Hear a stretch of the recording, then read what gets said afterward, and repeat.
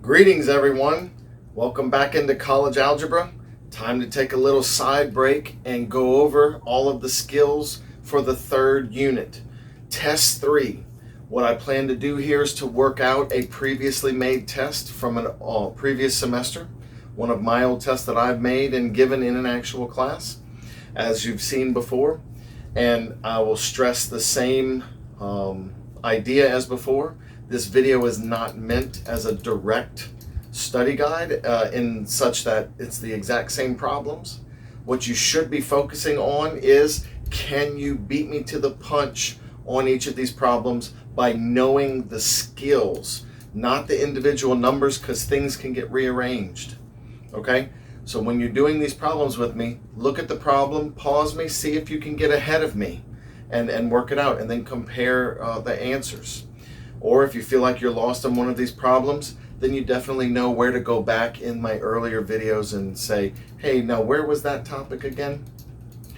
So, College Algebra Test 3 has these topics on it.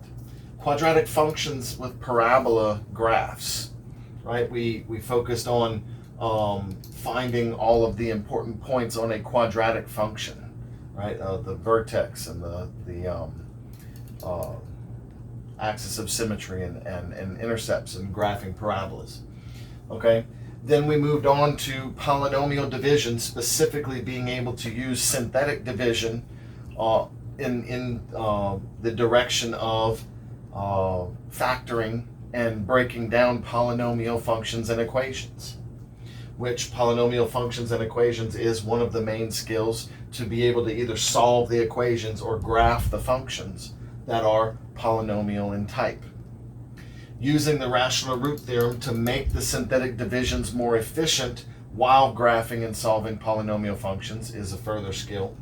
And then finally, we also talked about rational functions, all of your functions with your vertical and horizontal asymptotes on top of all of the other intercepts and things like that.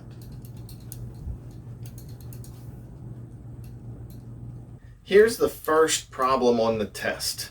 Solve the polynomial equation using synthetic division. Okay, so that means what I really want is to have an equation that's equal to 0 so that my synthetic divisions will be focused on having 0 remainders, which is where we usually do. So I'll of course be subtracting the 11x and subtracting the 14 in order to get an equal 0. 2x cubed plus 5x squared minus 11x minus 14 is equal to 0. And then from here, I've got this polynomial that I want to factor out and find the roots, the solutions. So I'll start with the rational root theorem and make my list of possible guesses that it will take to factor this thing out with synthetic division. So I notice that the factors of 2 here are 1 and 2, and the factors of the 14 here are 1, 2, 7, and 14. So then to make my list, I just make all of the arrangements of the end factors over the beginning factors. Okay, so then my list of guesses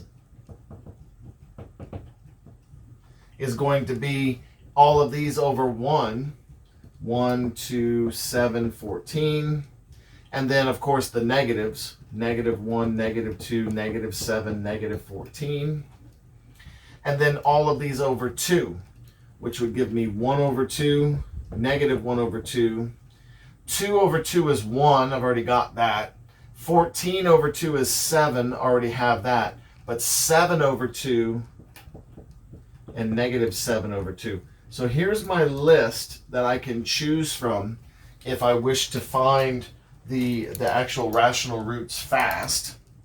Okay? So then, we could start guessing. Let's guess with the number 1. I put 1 in the box.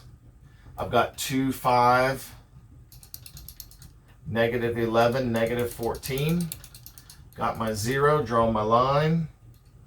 And then I've got 2, 2, 7, 7, negative 4, negative 4, negative 18. So 1 is a no-go. I'm going to cross that one off the list. Okay, now I can try 2. Let's try 2. I'll put 2 in the box. 2, 5. Let me make a little space here, actually. I'll put 2 in the box. 2, 5, negative 11, and negative 14. I'll put my 0, draw my line, and then I add. So I have 2. Then 2 times 2 is 4. So then I have 9. And then 2 times 9 is 18. Negative 11 plus 18 is 7. 2 times 7 is 14. And look at that. I got a 0, right? That means that x equals 2 is one of my solutions. And it means I can continue from the 297 here. Don't forget, whenever you get one that works, try it again in another box. So 2 times 2 is 4, then I've got 13, then I've got 26, and then I've got 33. Obviously, this one's not going to work, but the first one still counts as one of my solutions, right? So in solutions over here, I have x equals 2. Okay, I'm still going to continue from here, though, the 297. Technically, I could actually just old school this one, because remember, this is now a quadratic. It was a cubic, now it's a quadratic, but the instruction specifically said using synthetic division. So I'm going to continue with my guesses. 2 is out because I hit a brick wall on the second time. Okay, let me go ahead and fast forward. Let's do negative 1. I know that one should probably work. 297. Also, the fact that these are all positive means I want to try a negative one. So it's a good next guess to start with my negatives. Then I have 2, negative 2. Then I have 7, negative 7, and 0. And lucky for us, this is now a linear leftover factor. So I'm technically done. I found x equals negative 1 because of this successful division. So solution x equals negative 1. But also don't forget, this right here says 2x plus 7 is equal to 0. Not because of that 0, okay? But because this is the leftover factor. Notice that I'll get x equals negative 7 over 2 as one of my solutions. Also notice negative 7 over 2 was in our list. If you're not too sure about the negative 7 over 2, then of course you can always go back and check it. I could just as easily have picked negative 7 over 2 for this last one here. So I could have put negative 7 over 2 in the box. 297, 0, 2. That's going to give me negative 7. And then I'll have 2. And then this times 2 again will again give me negative 7, which will zero it out. Which you'll notice here, this says 2x plus 2 equals 0, which gives me x equals negative 1, which was again the other answer. So you can see those two are tied together, okay? And if that doesn't convince you, don't forget, we could have just factored that. That's 2x squared plus 9x plus 7, and it would have factored into the 2x plus 7 times x plus 1, okay? Real quick, you can see here that the graphs 2x to the third plus 5x squared and 11x plus 14 meet in 3 different locations. And if I were to actually locate those intersection points, you can see that they occur at 2, negative 1, and negative 3.5 on the x-axis. In this particular problem, the y values don't matter because we weren't looking at them as functions. It's just for you to be able to see that these x values are in fact the solutions of that equation. Next problem is on a quadratic function. We have f of x is equal to 3x squared minus 6x. And we have to list the vertex, the axis of symmetry, domain and range, and all the intercepts. And then we also have to graph the function on the x and y coordinate system, right? Okay, so let's begin with the vertex. Vertex is going to be if I calculate h and k, right? The vertex here is h and k. H is equal to negative b over 2a. In this case, b is negative 6. 2 times a. Okay, so I've got 6 over 6. I have 1 for my h. So 1 is the x coordinate of my vertex. Next, I calculate k by doing f of h. So that's f of 1 here, which is going to be 3 times 1 minus 6 times 1. So I get negative 3. Because it's 3 minus 6. So negative 3 is my vertex there. Now remember, the way the axis of symmetry works is I am going to slice the parabola in half. I can see right here that my parabola is facing up. Right? It opens upward, like so, because the 3 is positive. Leading term there. The leading term's coefficient is positive, so I know it's facing up. And my axis of symmetry is going to slice it in half. Well, remember the middle is the vertex. So I'm doing a vertical line, which means x equals, and it's going to have to go through the center, so it'd be x equals 1. Domain on any quadratic function is all real numbers. And then the range, remember it's facing up. So from bottom to top, I'm going to have a lowest y value, and it's going to go up to infinity. My lowest y value is going to occur at the vertex. So my range is going to be from negative 3 to infinity.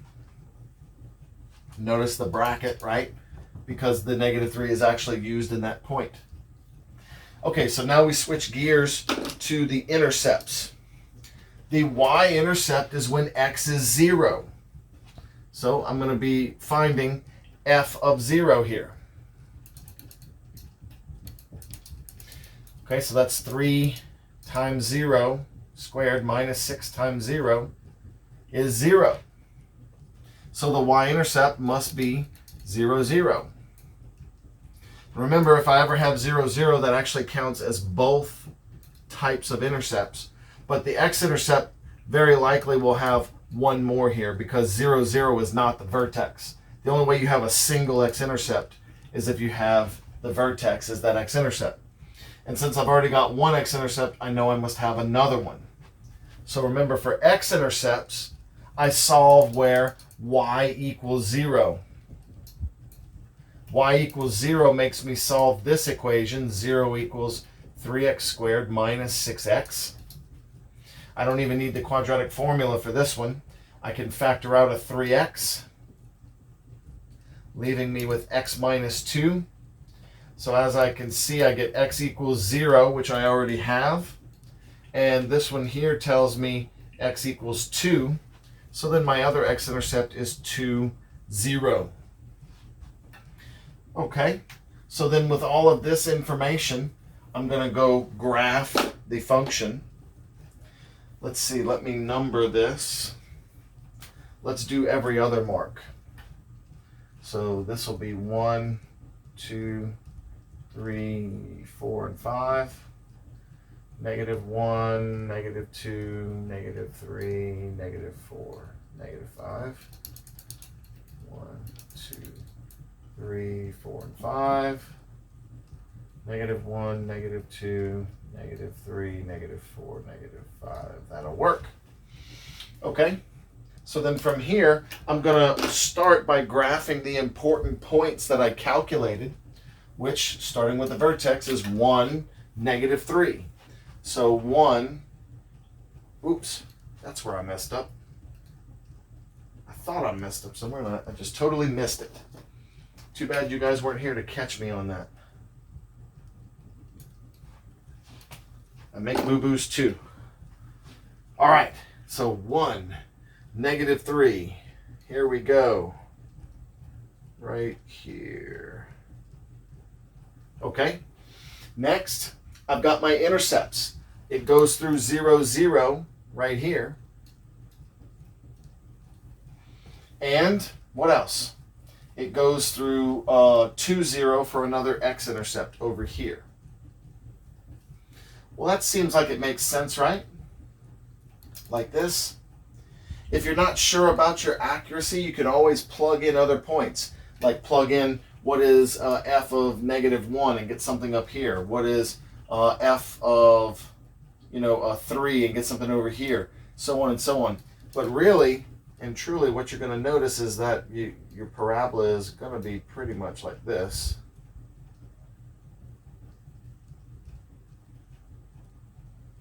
Well, I could do a little better. Yuck. Let me try one more time on that one.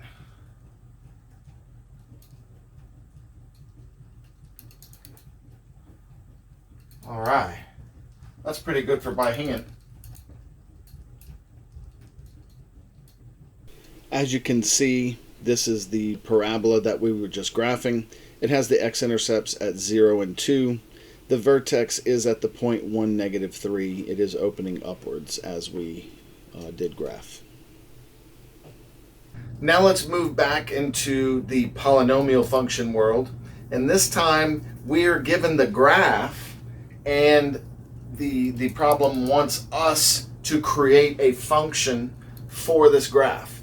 So we need to know, how to read the information off of the graph to be able to shape the pieces.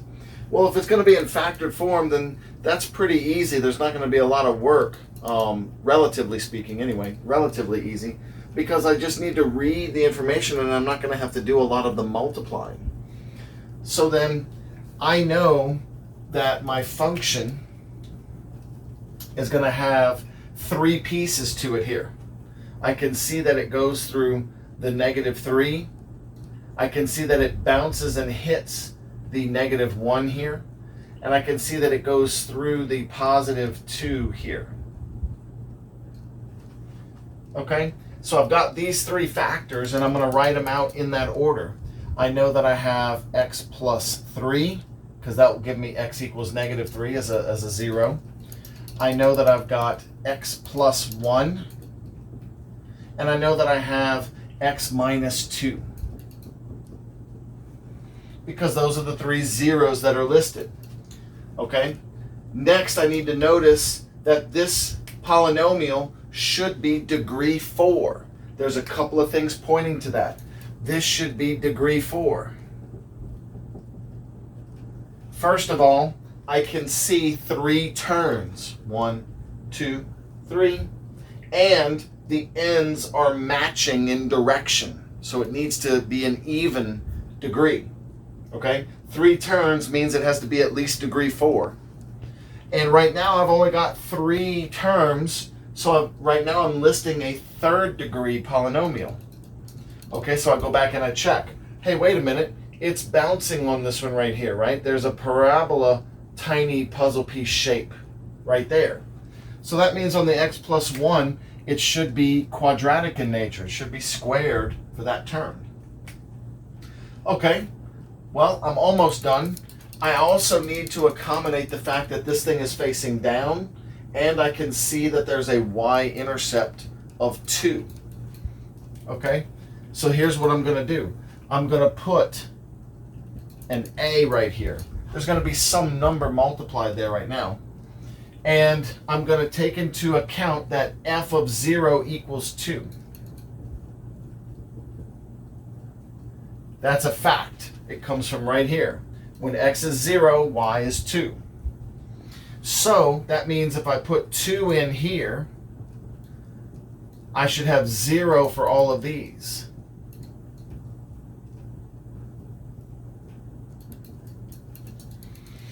So that's 3 times 1 times negative 2. So that gives me 2 is equal to a times negative 6. And if I divide both sides by negative 6, I can see negative 1/3 should be what a is. Okay? So now that I know what a is, that's what I come back up here and I fill in. All right, f of x is going to be equal to the negative 1/3 times this. And now I actually have my function. Okay, this is the final answer on that one.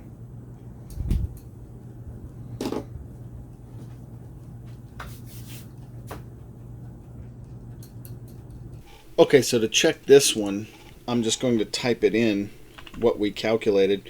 We had y is equal to negative 1/3 times x plus 2, or x plus 3, times x plus 1 quantity squared, and then times x minus 2. And as you can see, this is exactly the graph that we had drawn, that we were making the equation from. So the equation does actually match the graph, going through all the points in the correct spots. Let's continue down the polynomial function road and actually graph one of them. So here we have the function. It's asking us to list the degree and the zeros with multiplicities. These are all pieces of information that we would need in order to make our graph very efficient while still not using up a lot of time. So, of course, the first thing we should notice is that the degree is 4.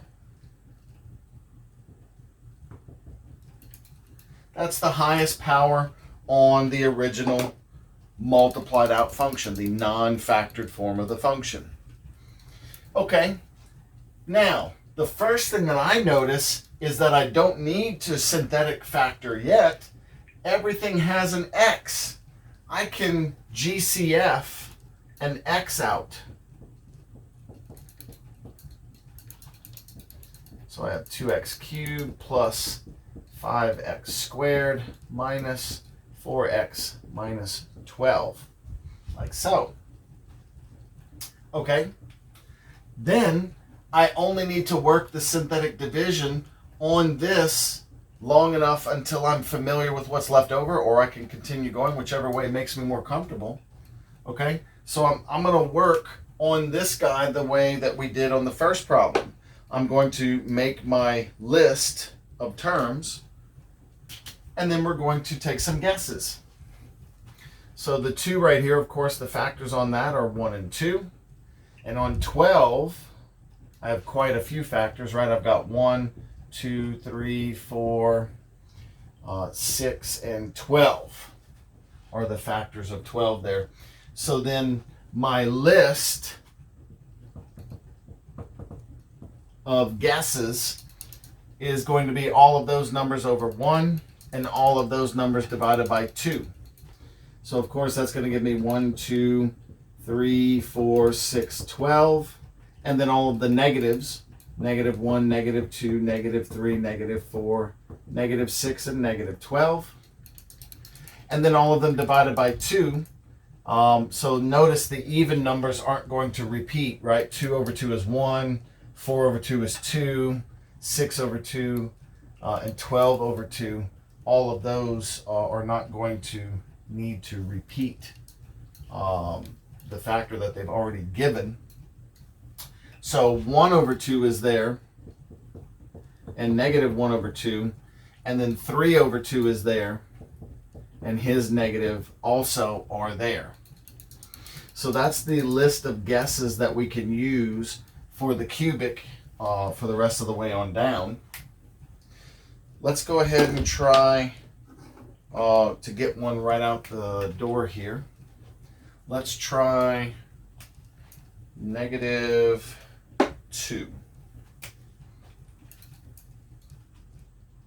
Yeah, -2 in the box. I'm going to have 2, 5, -4, 12. -12. Put my 0, draw my line.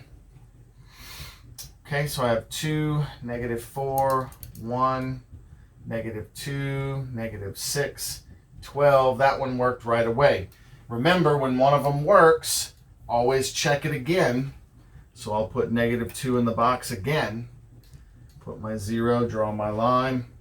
2, -4. That'll give me -3, which then gives me 6. And oh, looky, looky, it worked twice. Twice it worked. Okay. And then what I'm left with here is 2x minus 3 is equal to 0, which gives me x is equal to 3/2.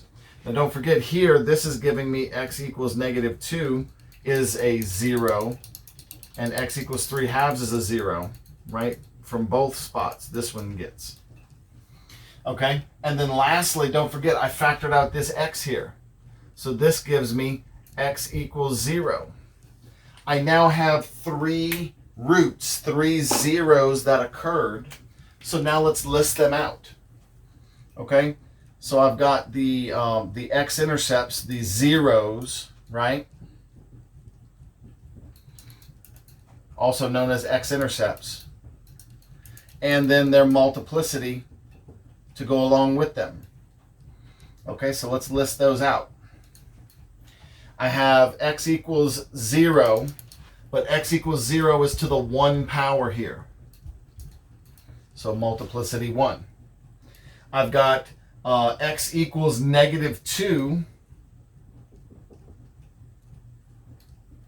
right? That one got used twice. That one worked in 2 separate divisions. So it's going to be to the 2nd power. Okay? Then I had x equals 3/2 as the final x-intercept, or 0. And it only got that last one. Notice the multiplicities add up to 4, which they should add up to the degree. Okay? Just to be clear, let me go ahead and relist out the function in the factored form. We did factor out an x. So we have f of x is equal to x times the -2 would give me x plus 2 squared, because it was twice that it worked. And then I have the 2x minus 3 that gives me this 0. So that would be times 2x minus 3.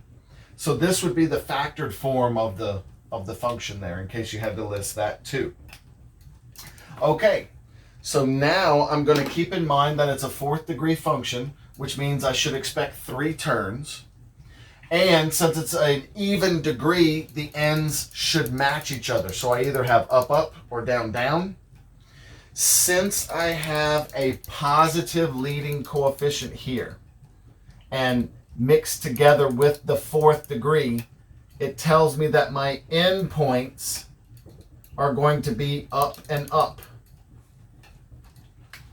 Because it's an even degree, and because it's a positive, my ends are going to go up and up. All right, so now let's actually draw the graph here. The graph is going to start from this upper direction here, and the first 0 that it's going to hit is the -2. It's going to hit -2, but it's squared, so it's going to bounce on the -2. Then it has to approach x equals 0 again.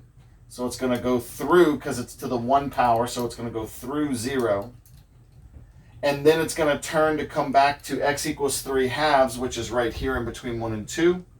And it's going to go back up again. So here's a rough estimate here of this one. It's going to come down. It's going to bounce on the -2. It's going to come up. Then it's going to go back through the x equals 0. It's going to come down some, and it's going to come back up through the 3/2. and then go upwards, like so. Okay? Now keep in mind, at this particular level, I would not be grading whether or not these turns are at the right exact point.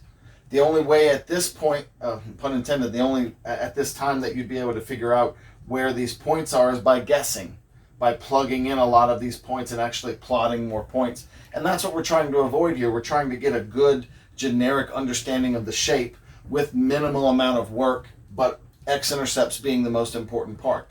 So we found those. And of course the y-intercept being 0, 0, helps there too. So this is the correct shape. It could very well be that these turns are higher up. We don't know, and at this point, it's not the important skill that's being tested. Here's that polynomial function. As you can see, it bounces on -2, goes through 0, 0, and hits 1.5 or 3/2 here as the other one, as the other intercept. It does have the 3 turns and it does open upwards. The only difference, of course, is the computer can show us exactly how low and how high these turns go, which we weren't able to do by hand at this point. The last two problems are on the rational type of functions, which means we should be anticipating vertical and horizontal asymptotes, possibly oblique, but at this point in a college algebra course, a lot of times the obliques are saved for the more advanced type of courses. So the two problems here will only have vertical and horizontal asymptotes. If you're interested in oblique asymptotes, you can see my videos in the college algebra, or you can also take a look at some of the other ones that I have either in my other algebra courses or my calculus courses. So from here, they want us to find intercepts, asymptotes, and a good rough graph, a good estimate of a efficient graph here. Okay, so I'm going to start by factoring, because a lot of times a lot of our information can be read quickly by factoring the numerator and denominator. So I'll do that first. From my function here, I can see that in the top I can factor a 2x by GCF, and that will leave me with x plus 5. In the denominator, I can do a trinomial factoring, which will give me x minus 4 times x plus 3, because -4 plus 3 is -1, -4 times 3 is -12. I notice that nothing is wiping out from the top and bottom, nothing is canceling there, which is good, because if it did, remember, I'd have to put a hole somewhere in a graph. But that's not happening here. So I'm just going to use these pieces. Okay, so let's list the intercepts and the asymptotes. The x-intercepts are going to occur at 0 and -5.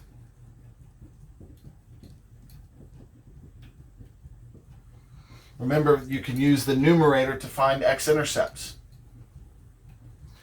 My vertical asymptotes are going to occur at x equals 4 and x equals -3.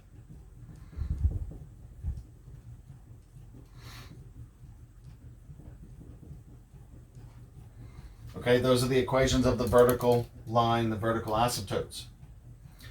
Now I come back over to the original version so that I can take a look at what my y-intercept is, which that should be obvious. It's going to be the 0, 0, because they share that one. Also, if you plug in 0, you can see that you'll get 0 over -12, which is 0. And then I can also figure out my horizontal asymptote. My horizontal asymptote is going to be y equals 2. And that's because my exponents match. The highest is squared here, the highest is squared here, and therefore I have a ratio of 2 to 1, the coefficients there. The ratio of 2 to 1 tells me that my horizontal asymptote is y equals 2 over 1, which is y equals 2. Okay, so now that I have that information, Let's draw all of those things into the graph here. Let's start with the asymptotes. X equals -3. Let's see, this may not be big enough. X equals -3 puts me here. And I'll just put a little dashed line for this thing.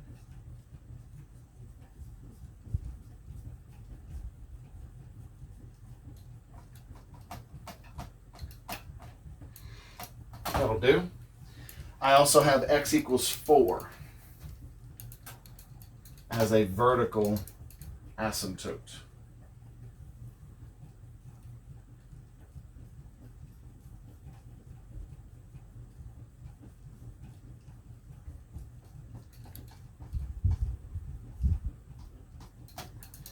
Okay. Y equals 2 is my horizontal asymptote. So I'll draw that one in.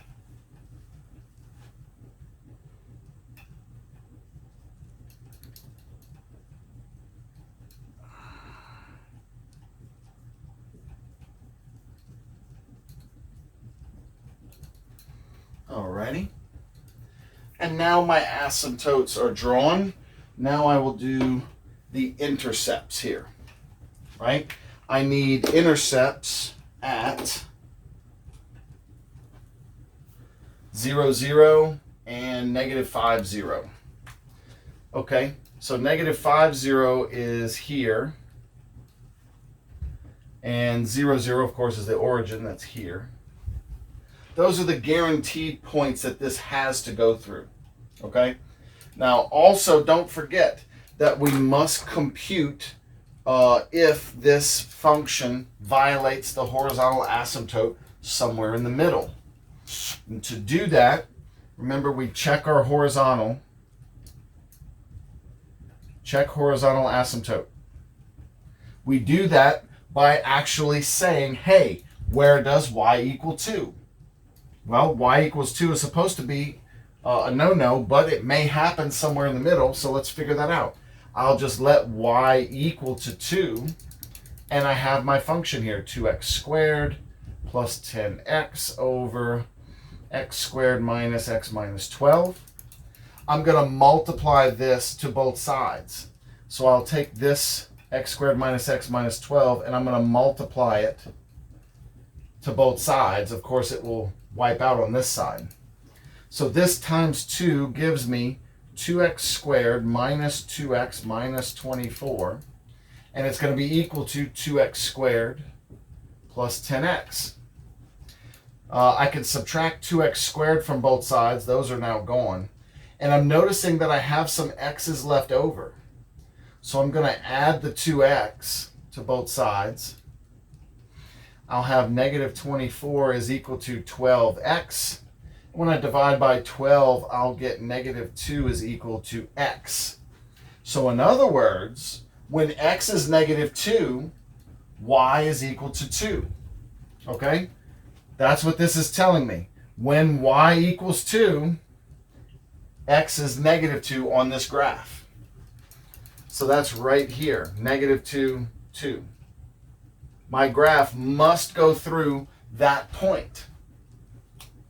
So now that I have that information, that's going to help me decide how to approach this graph.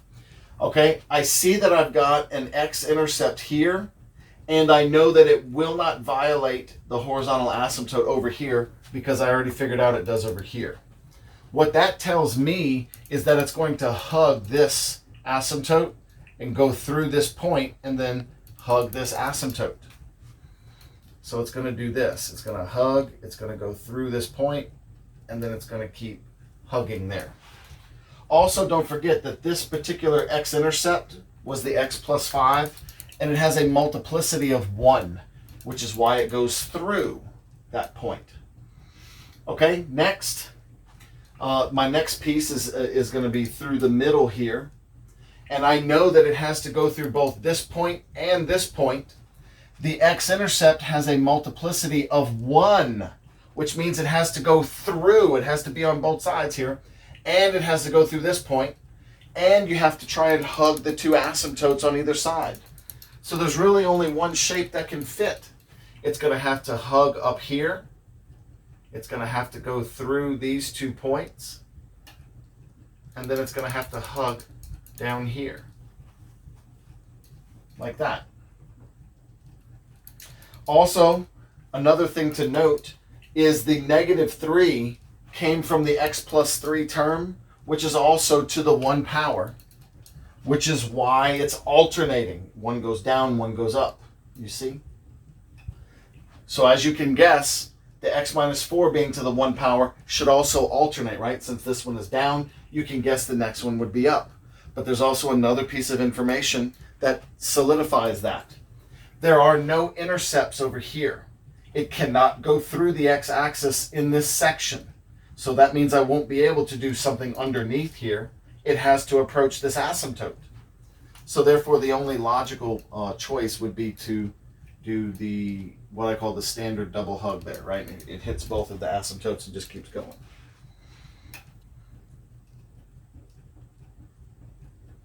Here is the graph including all of the asymptotes of that particular rational function. As you can see, it does actually have the intercepts at 0, 0 and -5, 0. It does go through the horizontal asymptote of y equals 2 at the point where x equals -2. And it may not look like it totally at this point, but it does actually obey that horizontal asymptote the further out you go. You can see if I squish it up a bit, it does actually begin to hug that horizontal asymptote as x gets large in either direction.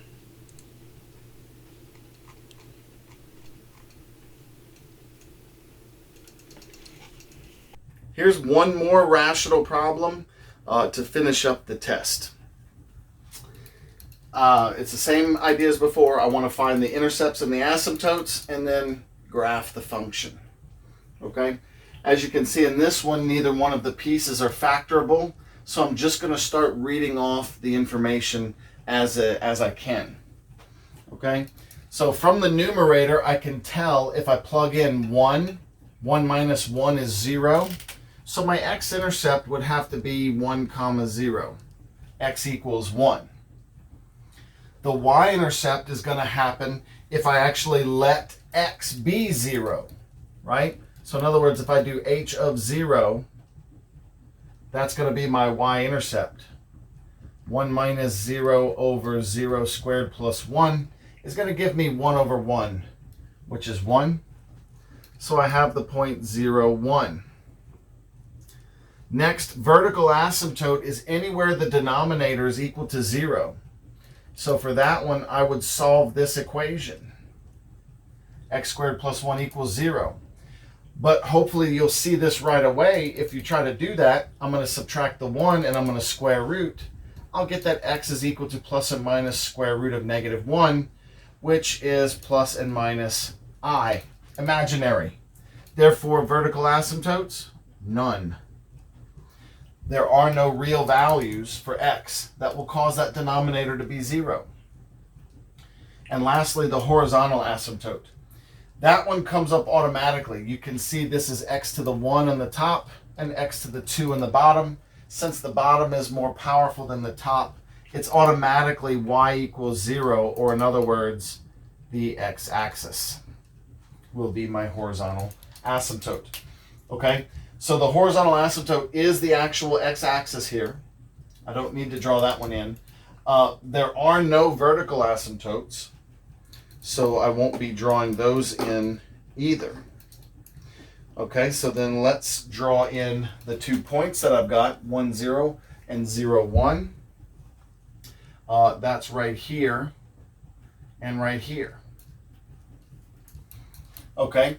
Notice the 1 minus x is to the 1 power, which means it is going to go through this intercept. It's going to go through it.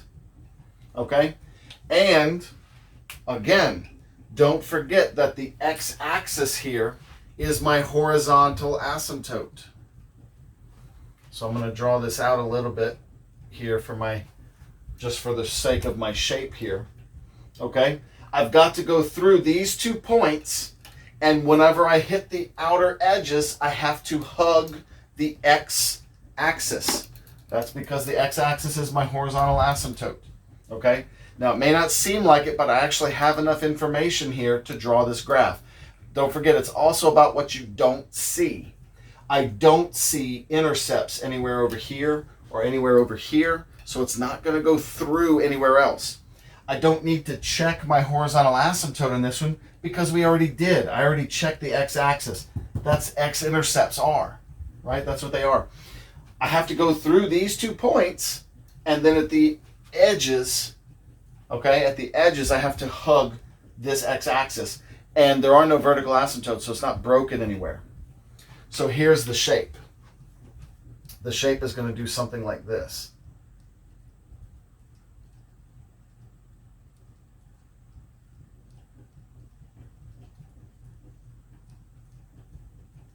Now, is that exact?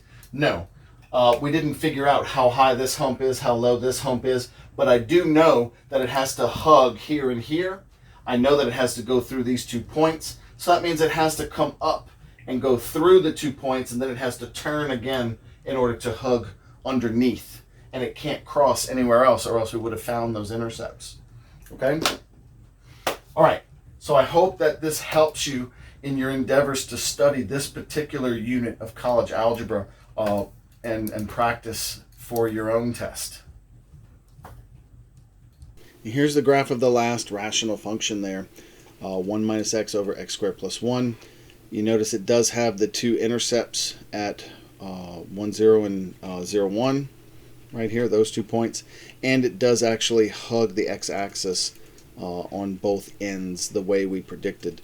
The only thing that it is more precise on, again, is where this particular thing turns and then where it decides to turn up underneath. And it's very, very subtle, as you can see, but it does actually turn back up into the x-axis.